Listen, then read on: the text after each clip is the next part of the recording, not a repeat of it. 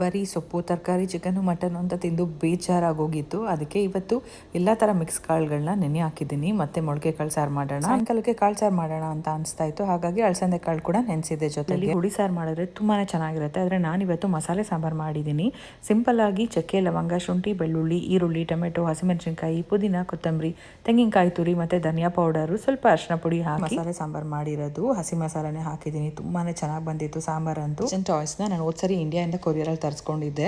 ನನಗೆ ಚಿಕ್ಕ ವಯಸ್ಸಿಂದ ಈ ಥರ ಬ್ರಾಸ್ ಐಟಮಲ್ಲಿ ಆಟ ಆಡಬೇಕಂತ ಆಸೆ ಇತ್ತು. ಆದರೆ ನನ್ನ ಆಸೆನ ಮಕ್ಕಳು ಕೊಡಿಸೋದ್ರ ಮೂಲಕ ಈಡೇರಿಸ್ಕೊಂಡಿದ್ದೀನಿ ಅಂತ ಹೇಳ್ಬೋದು. ಹಾಳು ಮಾಡಿಬಿಡ್ತಾಯಿದ್ರು ನೀರು ಹಾಕಿ, ಅದಕ್ಕೆ ಎತ್ತಿಟ್ಕೊಂಡಿದ್ದೀನಿ. ಇನ್ನೊಂದು ಕಡೆ ಸಾಯಂಕಾಲ ಕಾಫಿ ಮತ್ತು ಹಾರ್ಲಿಕ್ಸ್ ಎಲ್ರಿಗೂ ಕೊಟ್ಟೆ. ನಾನು ಕುಡಿಯೋಕ್ಕೆ ಟೈಮ್ ಇರಲಿಲ್ಲ. ಹಾಗಾಗಿ ಮಕ್ಕಳು ಬಿಟ್ಟಿದ್ದಿದ್ದು ಪಾಪ್ಕಾರ್ನ್ ಜೊತೆ ಇವಾಗ ಬಿಸಿ ಬಿಸಿ ಕಾಫಿ ಕೊಡ್ತಿದ್ದಾಯಿತು.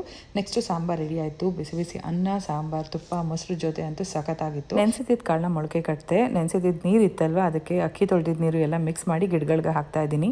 ಇವತ್ತಿನ ಮಿನಿ ವ್ಲಾಗ್ ಮುಗೀತು. Next mini